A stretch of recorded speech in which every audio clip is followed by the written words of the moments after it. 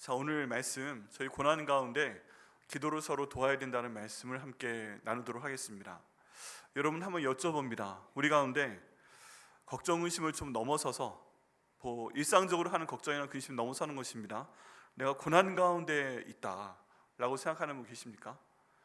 내가 영적인 고난 가운데 있어서 지금 도저히 기도가 나오지 않습니다. 기도가 나오지 않습니다. 하나님, 내가 찬양이 나오지 않습니다. 여러분 너무 힘들면요 그럴 수 있어요. 너무 고난 가운데 있으면 기도가 나오지 않을 때가 있어요. 너무 힘들면요 성경이 보이지 않을 때가 있어요. 옆에 있어도 도저히 피고 싶은 마음이 들지 않을 때가 솔직히 있어요. 아멘. 네, 노면 하시는군요. 다행입니다. 그럴 때가 있어요. 그리고 예배에 와서도 모두가 다 하나님을 찬양할 때도 나는 왜 이렇게 하나님 찬양이 안 되지? 그럴 때가 있어요. 내 삶 가운데 하나님이 함께 계시다는 것을 내가 항상 알고는 있어요. 그런데 어느 순간이 되면 그게 좀 지칠 때가 있어요.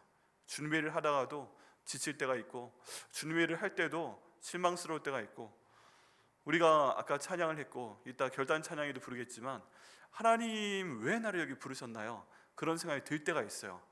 내가 그 말씀에 순종한 것이, 그 명령에 순종한 것이 너무너무 후회스럽다. 네, 그럴 때도 있어요.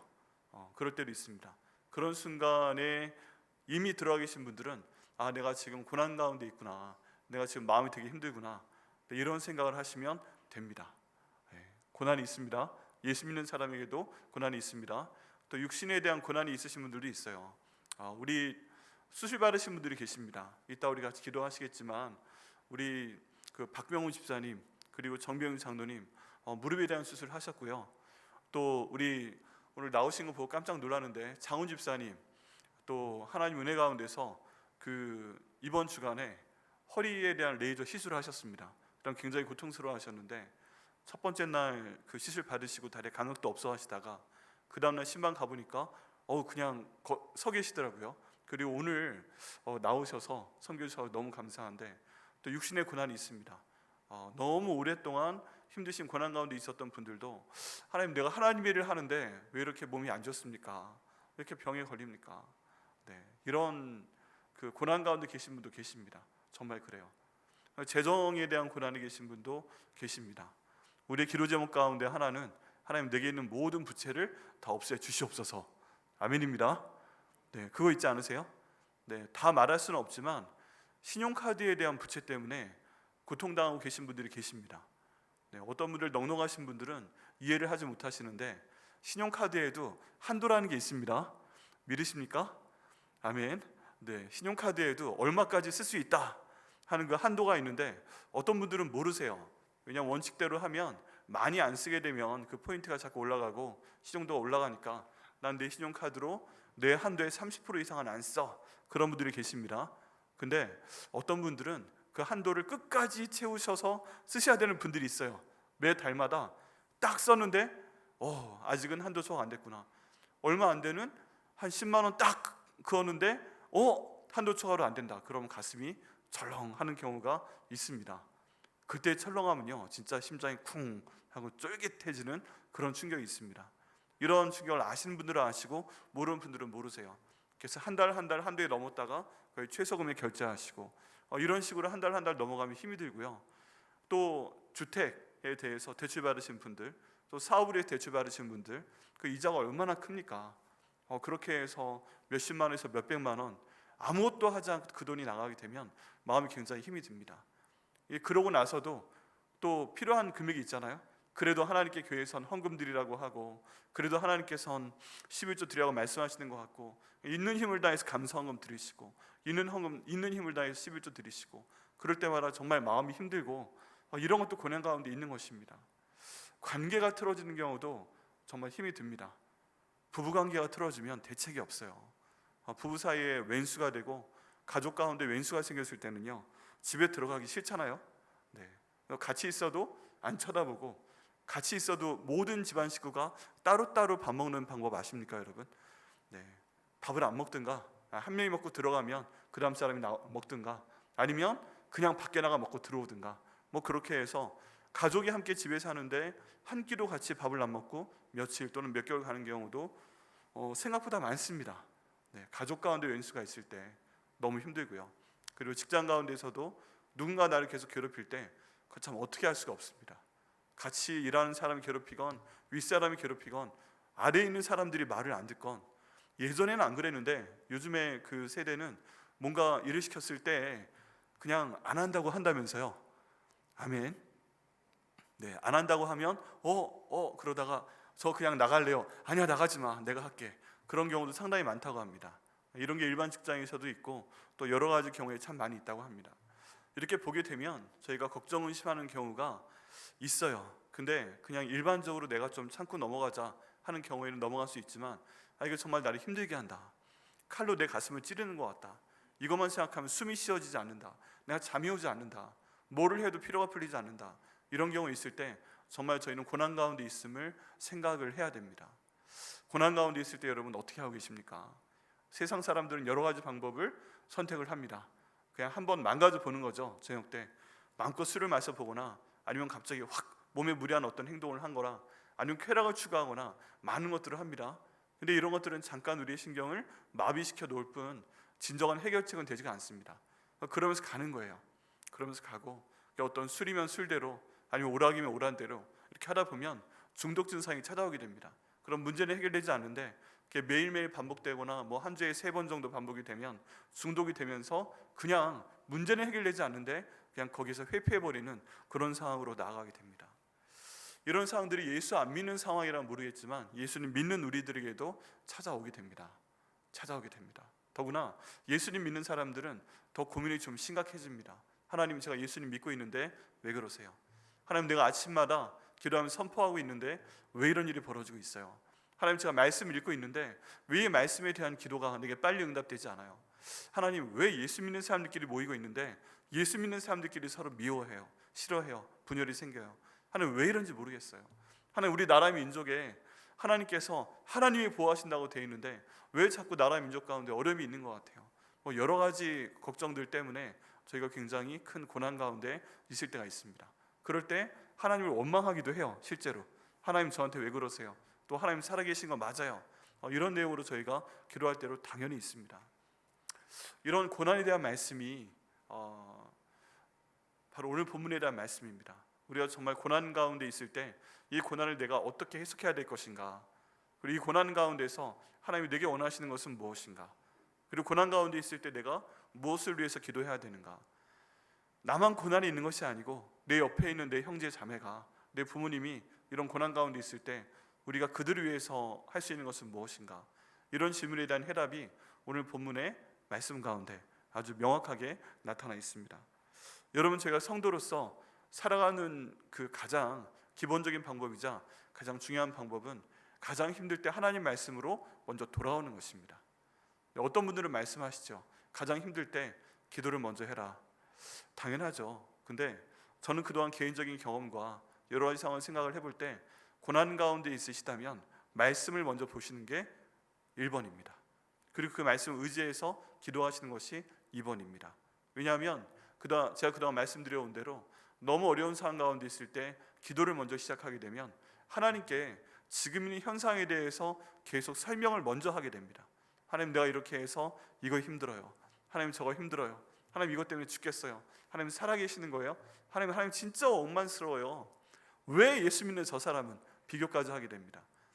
어떤 사람 예수 믿지 않는데 비교까지 하게 됩니다. 그러면서 그런 원망이 섞인 기도를 먼저 1시간 막 쏟아내게 되면 끝날 때쯤에 기운이 빠져요. 그리고 하나님 도와주세요 하고 끝납니다. 그러면 하나님께 도와주세요 기도를 더 많이 한 거예요? 아니면 지금 현실에 대해서 막 말하는 걸 더 많이 한 거예요? 말하는 걸 더 많이 합니다. 그럼 여러분, 우리의 말씀이, 하나님의 말씀의 능력이 있는 것처럼 성령이 우리 가운데 계신 우리의 언어도 분명히 능력이 있기 때문에 걱정을 더 많이 하소연하게 되면 그 걱정이 오히려 살아 역사하는 걱정이 됩니다. 그런 게 있다 할지라도 우리 하나님께서 우리에게 말씀하시는 것은 그 모든 걱정을 접어두고 해결을 위해 기도해라, 건져 주실 것을 위해 기도해라. 이 말씀만에 순종하면 하나님께서 그 말씀대로 우리를 인도하시고 우리에게 힘을 주시고 그 말씀대로 응답 주실 줄 믿습니다. 그래서 오늘 말씀 적어 놓으셔야 됩니다. 내가 너무 힘들 때 오늘 말씀 붙들고 내가 기도하겠습니다. 도저히 기도가 안 되면 오늘 말씀 10번 읽어보겠습니다. 도저히 기도가 안 되면 오늘 말씀 100번 읽어보겠습니다. 도저히 기도가 안 되면 오늘 말씀 내가 외워가지고 계속 암송하며 기도하겠습니다. 그러니까 결단하며 나가실 때 우리 하나님의 빛된 말씀이 우리 삶 가운데 있는 어두운 고난을 모두 물리쳐내시고 또 근본적으로 해결해 주실 것을 믿습니다. 그럼 말씀을 한번 보겠습니다. 자, 저희 7절 말씀, 8절 말씀부터 봤는데요. 형제들아, 자매들아까지 포함되어 있다고 생각하세요. 형제들아, 우리가 아시아에서 당한 환난을 너희가 모르기를 원하지 아니하노니 힘에 겹도록 심한 고난을 당하여 사회 소망까지 끊어졌다라고 말씀하고 있습니다. 자, 여기에서 보면 사도 바울이 지금 아시아에서 심한 환난을 당했다라고 얘기하고 있습니다. 근데 사도 바울과 그 일행이 아시아에서 심한 고난을 받은 까닭이 뭐예요? 왜 심한 환난을 받았어요? 원래 사도 바울이 사는 데는 어디예요? 이스라엘 땅이죠. 예루살렘 땅이죠. 그리고 하나님께서 이방인의 선교를 위해서 만드신 안디옥 교회가 있는 곳이죠. 네, 이런 곳입니다. 그 정도예요. 거기가 주로 사도 바울이 살아왔던 곳. 또 사도 바울이 살았던 곳은 어디예요? 고향이 어디입니까? 길리기아 다소 지역이다 라고 되어 있습니다. 그러면 저희가 사도 바울이 일반적으로 성장하면서 공부하면서 사역하면서 살아왔던 곳은 그 사람의 고향인 길리기아 다소 지역, 첫 번째. 두 번째, 공부를 했던 예루살렘 지역, 두 번째. 세 번째, 나중에 바나바가 불러서 사역을 했던 이 안디옥 교회 지역, 이 세 군데를 볼 수가 있습니다. 근데 이게 뜬금없이 아시아에서 환난을 당했다라고 얘기하고 있습니다. 사도 바울이 아시아에 왜 갔어요? 아시아에 하나님의 일을 하기 위해서 갔던 것입니다. 성령께서 인도하셔서 하나님의 일을 하기 위해서 그 지역에 복음을 전하기 위해서 갔던 것입니다. 거기에 교회를 개척하기 위해서 갔던 것입니다. 그러면 하나님의 인도하심 가운데 복음을 전하기 위해서 아시아 지역에 갔다면 모든 것이 평안해야 될 것 같잖아요. 모든 것이 넉넉해야 될 것 같잖아요. 그런데 그 지역에 가서 환난을 당했다라고 말씀하고 있습니다. 이를 통해 저희가 알 수가 있습니다. 하나님께서 부르셔서 하나님께서 훈련시키시고 하나님께서 하나님 일을 하라고 어떤 지역에 보내셨을 때 그 지역에서 우리가 환난을 당할 수 있다, 고난을 당할 수 있다, 이것을 저희가 알아야만 됩니다. 근데 이 환난에 대해서 좀 더 설명해 주는 구절이 두 번째 절부터 또 나옵니다. 이 환난이 어느 정도의 환난이었는가? 힘에 겹도록 심한 고난을 받아서 살 소망까지 끊어질 정도였다라고 얘기하고 있습니다. 네, 이 환난이 힘에 겹도록 심한 고난이었다. 여러분, 저희가 어떤 형태의 고난은 견딜만 합니다. 그렇죠? 이 정도는 내가 견딜만 하다. 싸우다가 한번 맞아봐도요, 여러분 어떤 주먹은 맞아볼만 합니다. 여러분 일부러 맞아본 적이 있으세요? 네, 그런 담대함을 가진 분들 계십니까? 네, 누가 시비를 걸 때 그냥 한 몇 대 맞아보자. 그러면 몇 대 맞다 보면 이 정도 강도구나. 그럼 얘는 내가 이길 수 있겠다. 아니면 한 대 딱 맞았는데 이건 내가 안 되겠다. 그런 게 있습니다. 여러분 중고등학교 시절에 남자애들이 가끔 주먹으로 때리지는 않는데 어깨로 탁 치고 지나가는 경우 있어요. 네, 그런 거 한번 당해보셨습니까? 네, 한때 그런 게 저희 때는 유행이었던 적이 있었는데 아닌가 봐요. 저희 학교에서만 그랬나 봐요. 좀 만만해 보면 어깨로 괜히 탁 치고 지나갑니다. 그러면 느낌이 와요. 얘가 나보다 세구나, 나보다 약하구나, 느낌이 옵니다. 군대에서도 느낌이 옵니다. 네, 고참들이 새로운 신입 병사가 들어왔는데 요즘에 안 그럴지 모르겠어요. 근데 처음 이렇게 건드려 봅니다. 그냥 뭐 다른 거 말고 몸으로 탁 쳐보거나 손으로 딱 쳐보면 몸의 힘이 딱 방어하느라고 주어지잖아요. 그럼 그 힘을 딱 느끼면서 얘가 나보다 세구나, 약하구나, 그런 거에 대한 감을 잡습니다. 네, 그러면서 한번 거리 재기도 해보고 이 한계를 시험을 해보는 거죠. 우리가 고난에 대해서도 그럴 때가 있습니다. 이 정도 고난은 내가 견뎌볼 만하다, 내가 몇 대 말아줄 만하다, 그래도 내가 맘만 먹으면 엎을 수 있다, 뭐 이런 생각을 할 수가 있는데 어떤 고난은요 너무 힘에 겨운 거예요. 내가 이거 조금만 더 있으면 죽겠다. 이대로 좀 더 있으면 내가 숨을 쉬지 못하겠다. 이대로 좀 더 있으면 내가 모든 걸 포기할 것 같다. 그런 정도의 환난이 분명히 있습니다.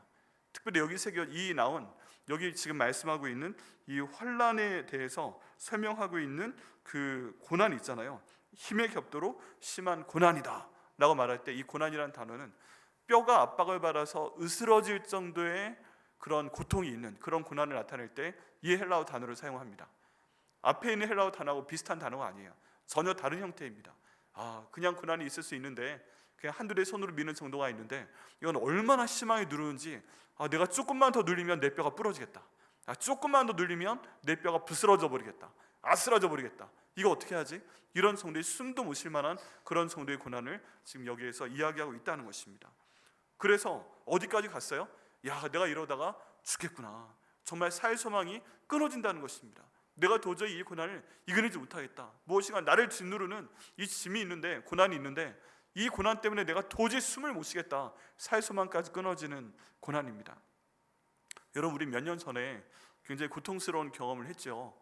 우리가 직접 체험하지 못했지만 이태원에서 안 좋은 사건이 있었잖아요. 축제 때문에 사람들이 모였었는데 그 좁은 골목에 말도 안 되는 몇백 명의 사람이 몰려들게 되니까 사람들이 그 사이에 몸이 껴버립니다. 어떤 사람들은 공중에 발이 낀 상태에서 지식해서 숨을 거둔 경우도 있었습니다.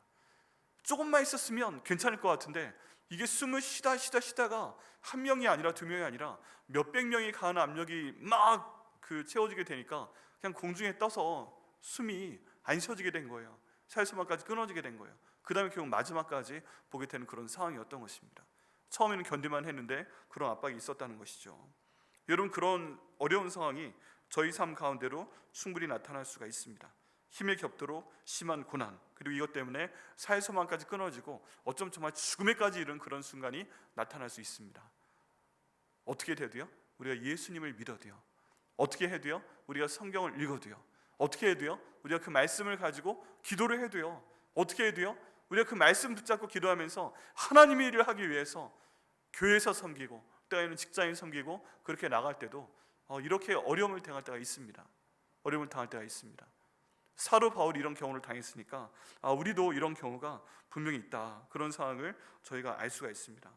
그리고 이런 상황 가운데서 어떤 마음까지 가느냐? 하나님께서 드디어 나를 사용하시다가 9절 말씀에 내게 사형 선고까지 내리셨구나.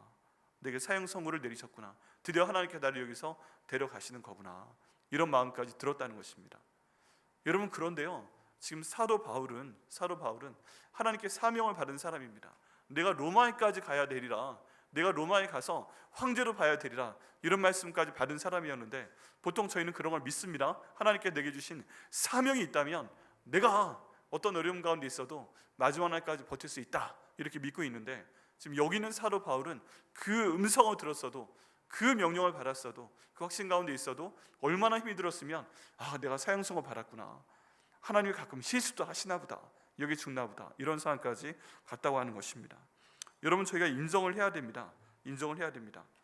뭘 인정을 해야 되는가?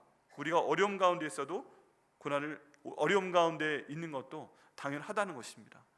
어려움 가운데 있는 것이 당연하다는 것이에요.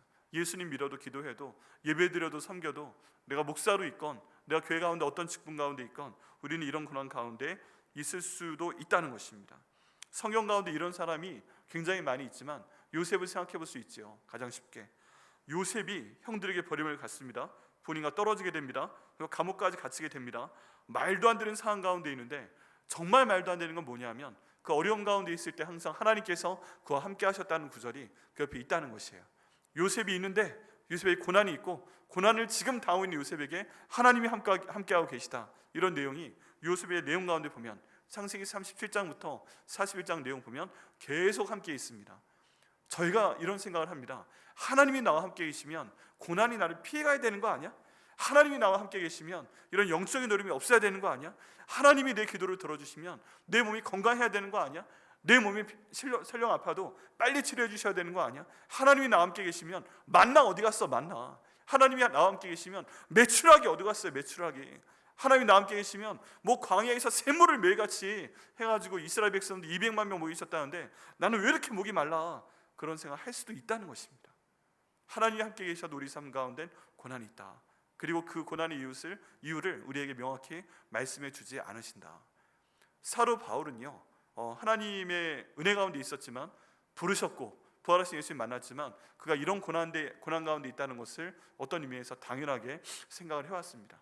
또 하나님의 은혜 가운데 요셉도 살아가고 있었지만 그의 삶 가운데 계속 나타나고 있는 고난에 대해서 뜻밖의 하나님을 원망했다는 내용이 없습니다.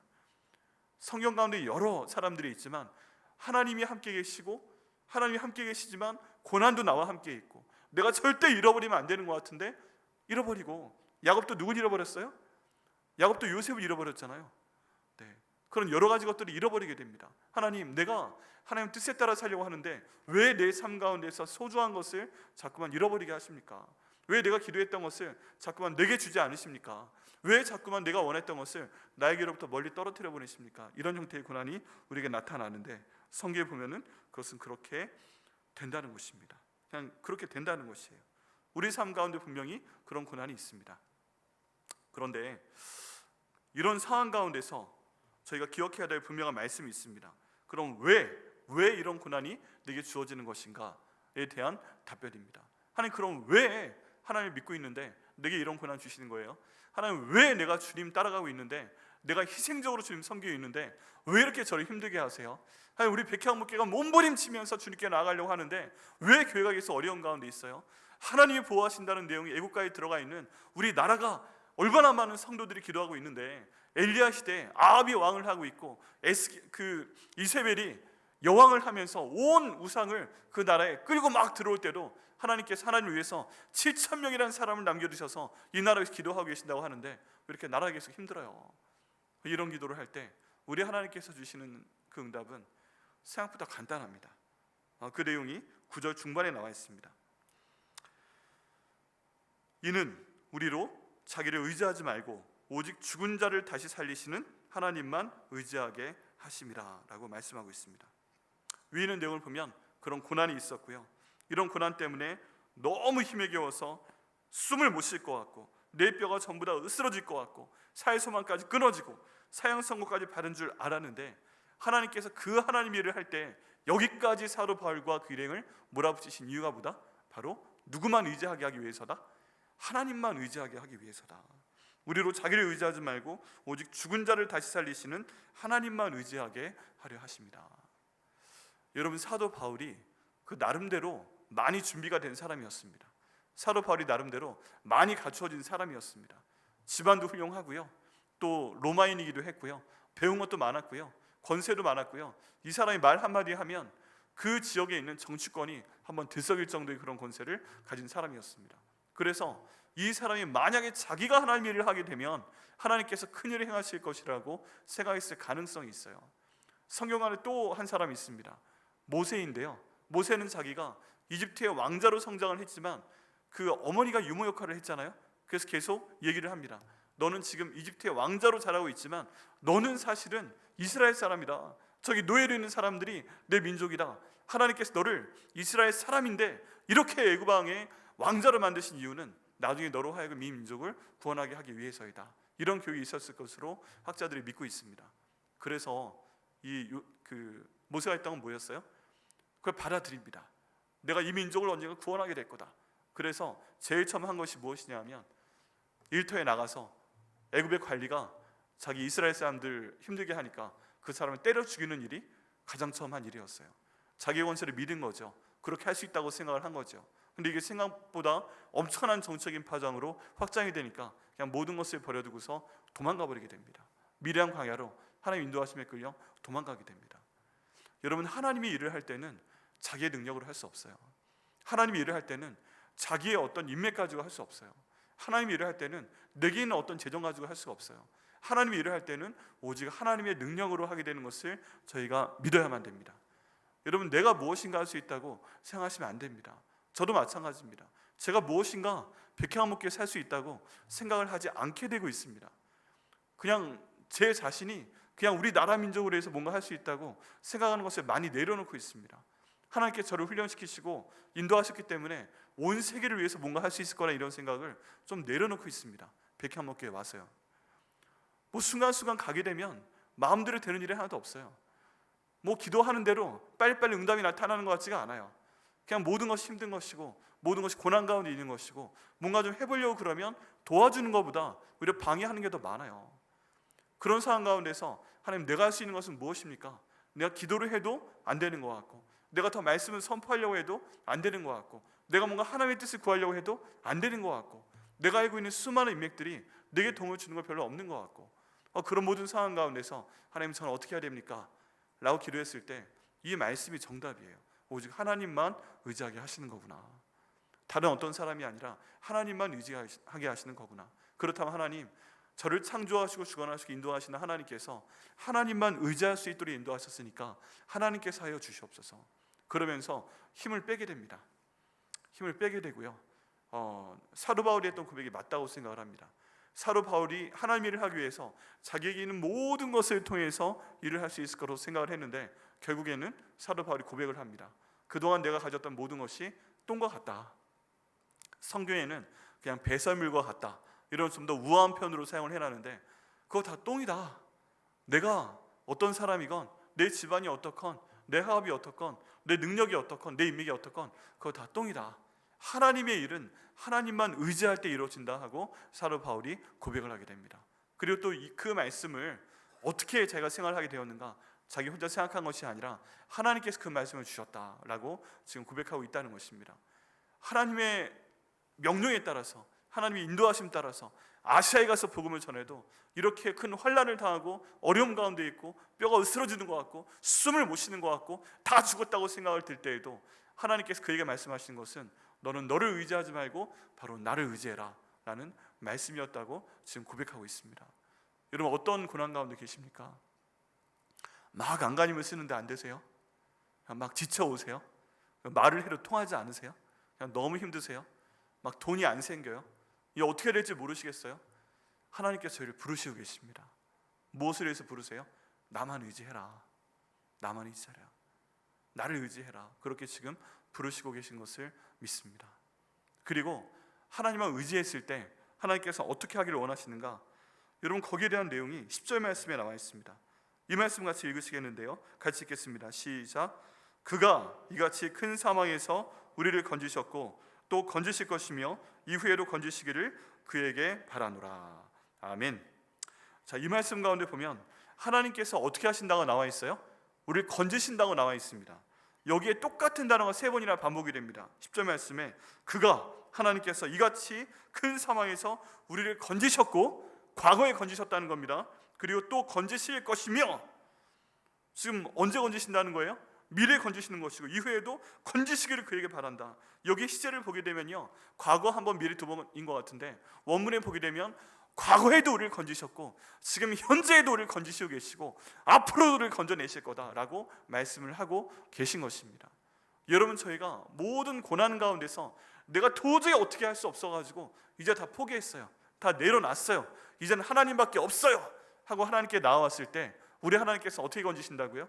우리의 과거에도 그렇게 했을 때 우리를 건지신 것이고 우리의 지금도 하나님께서 건져주시는 것이고 그리고 앞으로도 우리를 건져주실 것이라고 말씀하고 계신 것을 믿습니다.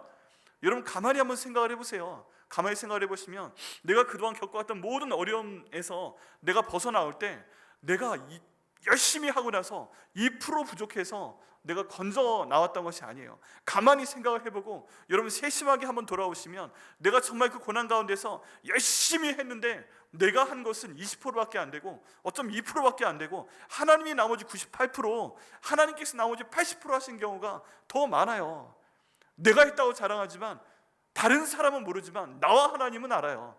내가 98%하고 하나님 2% 해주신 게 아니라 내가 80%하고 하나님 20%한 게 아니라 내가 정말 죽을 지경이 되어서 하나님 이제 내가 도저히 못하겠어요 라고 할 때 내가 2% 한 거 깨닫게 하시고 98% 여기 있다 하나님께서 열어봐 주시고 내가 20% 했어도 막 그렇게 막 하나님 20%까지 했잖아요, 나머지 어떻게 하실 거예요 했을 때 내가 80% 했다 라고 말씀도 안 하시고 길을 열어주셨던 분이 바로 우리 하나님 아버지심을 믿습니다.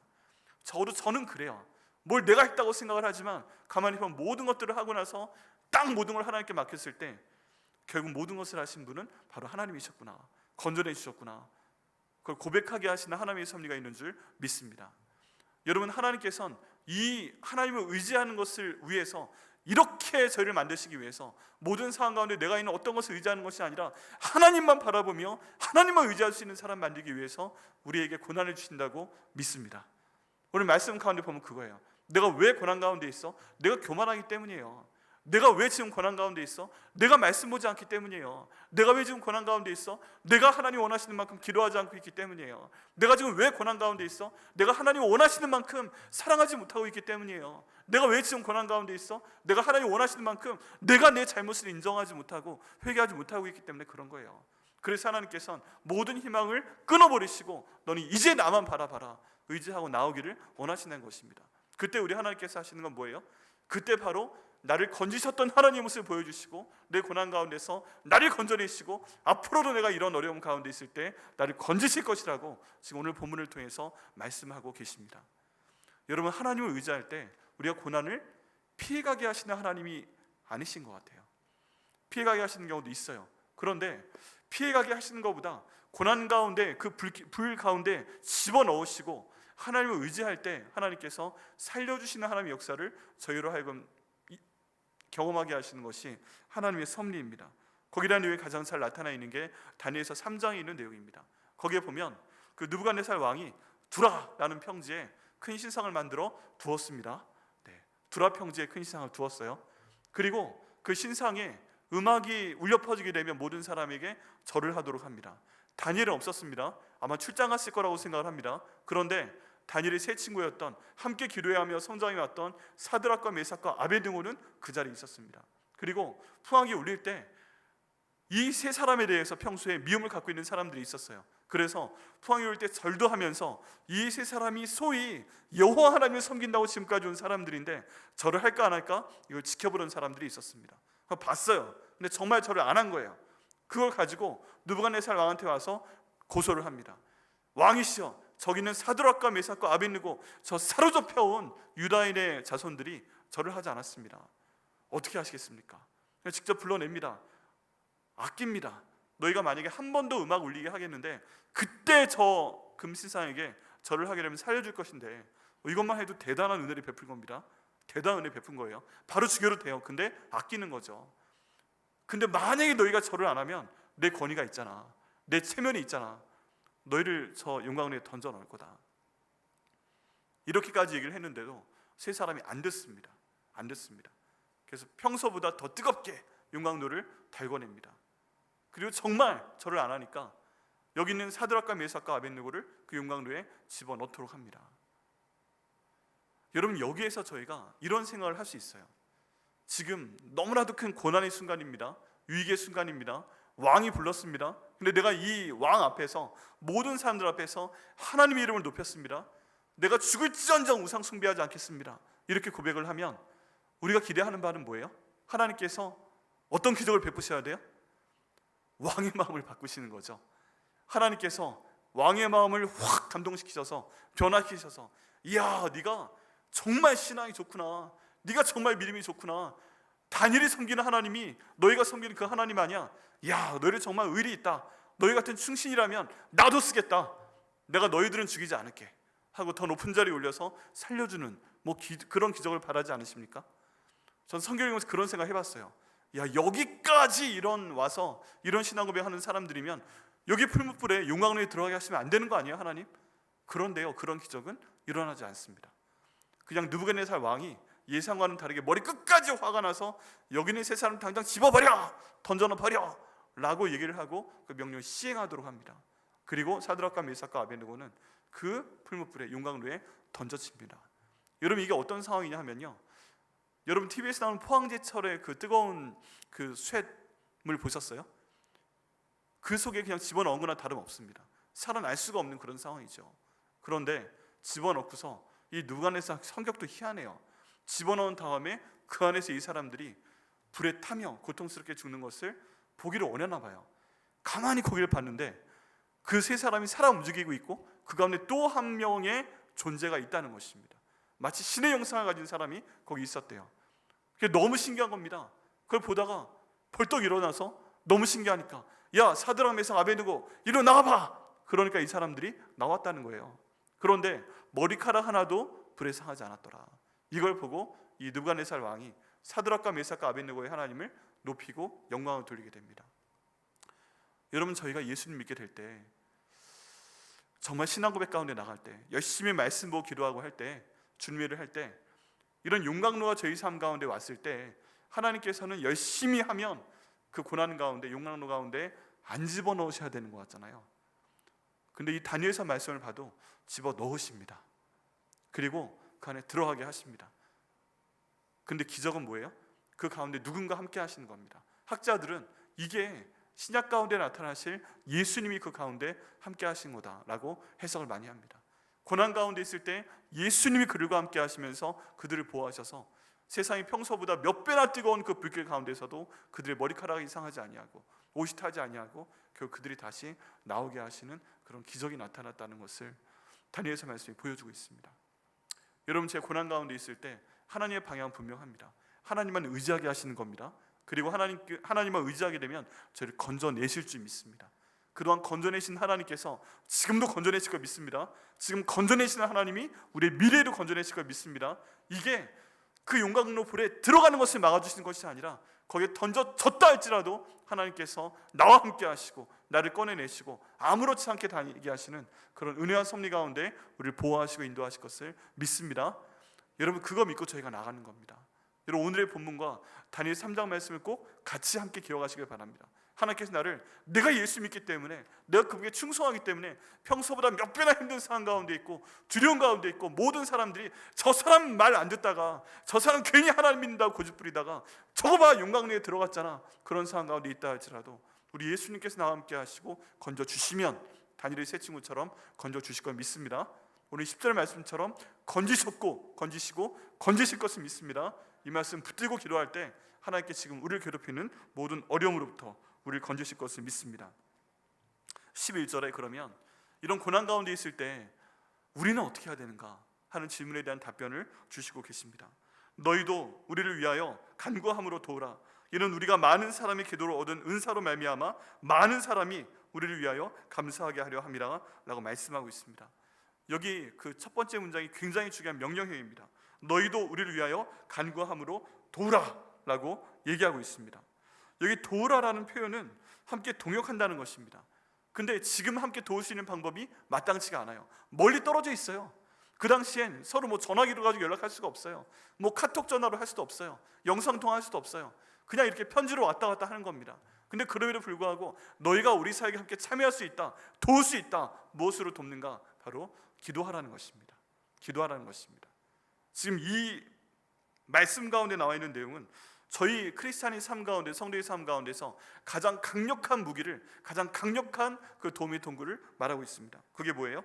우리를 위하여 간구함으로 도우라. 간구하는 것과 중보기도 하는 것과 돕는 것이 서로 연결되어 있습니다.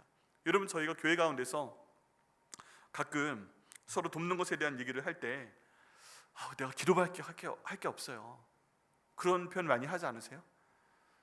내가 지금 다른 힘은 없고 내가 돈도 없고 근데 기도밖에 할 수가 없어요, 미안해요. 미안해요까지 붙이시는 분들이 종종 있어요. 그런데 미안한 게 아닙니다. 우리 하나님 말씀 가운데 보면 가장 강력하게 도와줄 수 있는 방법이 뭐다? 바로 기도하는 것입니다. 그분을 위해서 중보기도 하는 것입니다. 그분을 위해서 함께 기도하는 것이고요, 가능하면 함께 만나서 손을 잡고 기도하고요, 가능하면 함께 만나서 함께 눈을 보며 기도하고요, 함께 만나서 서로 부르짖어 함께 기도하는 것이 가장 강력한 도움이라고 성경에서 말씀하고 있습니다. 어떻게 보면 가장 비극 가운데 하나는 교회 가운데 있는 가장 큰 거짓말, 가장 자주 빈번하는 거짓말 가운데 하나가 기도하겠다라는 거짓말이라고 합니다. 기도하겠다라고 해놓고 진짜 기도 안 하는 거예요. 사실은 기도 안 하는 거예요. 여러분, 하나님 말씀에서는 기도만큼 강한 도움이 없다고 합니다. 저희가 기도할 때 전에 저희가 선포했지만 내가 하면 내가 하는 것이지만 기도하면 누가 하는 것이에요? 주님께서 하시는 것입니다. 그럼 내가 뭔가 도울 수 없을 때 하나님, 나는 할 수 없으니까 주님께서 도와주옵소서 하고 기도했을 때 내 중보기도 들으시고 그 사람에 대해 한 번 더 생각을 하시고 그를 도와주신다면 이보다 놀라운 구원이 어디 있어요? 이보다 놀라운 도움이 어디 있어요? 여러분, 하나님이 소돔과 고모라에 살고 있던 롯을 구원한 이유가 뭐예요? 거기에 분명히 나와 있어요. 롯이 기도했기 때문이 아니에요. 누가 기도해서 그래요? 아브라함이 간구했기 때문에 하나님이 아브라함이 그 조카 여기 롯에 대해 내가 기도했었지, 그 말씀 기억하시고 그 기도 기억하시고 신이 롯한테 가서 그를 건져내셨다고 되어 있습니다. 여러분, 하나님이 어떤 분이 어려움 가운데 있을 때 그분의 기도가 약해서 그분을 기억하지 못할 만한 상황이 됐을 때 내가 만약에 그분을 위해서 하나님 그분 기억하여 주옵소서, 하나님 도와주옵소서, 그 병 치료하여 주옵소서, 그 재정 공급하여 주옵소서, 일 좀 잘 풀리게 하여 주옵소서, 그 아이들 때문에 힘들어하고 있는데 아이들의 길을 좀 열어주옵소서, 그 남편의 길을 좀 열어주옵소서, 그 아내가 주님 돌아올 수 있도록 인도하여 주옵소서, 이렇게 기도했는데 그분은 너무 힘들고 고난 가운데 있어 믿음이 약해서 하나님 내 기도 듣지 않네 이러고 있을 때 내가 기도해서 하나님께서 내 기도 받으시고 그 기도 응답해 주시면 그보다 큰 응답이 어디 있겠어요. 여러분, 저희가 이렇게 기도로 서로 도와야 되는 것인 줄 믿습니다. 여러분, 어려움 가운데 계십니까? 기도하시기를 부탁드립니다. 여러분, 교회가 어려워 보이십니까? 교회를 위해서 간절히 기도하시기를 바랍니다. 요즘 오전 11시 정도 되면 꼭 교회 본당에 오셔서 기도하시는 분들이 계세요. 얼마나 감사한지 모르겠어요. 부르짖어 교회를 위해 기도하고 있고, 그러면서 교회가 하나님의 은혜 가운데 결국 하나님께서 이전에 건지셨던 것처럼 지금도 건지시고 앞으로 건지실 것을 믿습니다. 하나님께서 응답을 안 해주신 이유는 뭐다?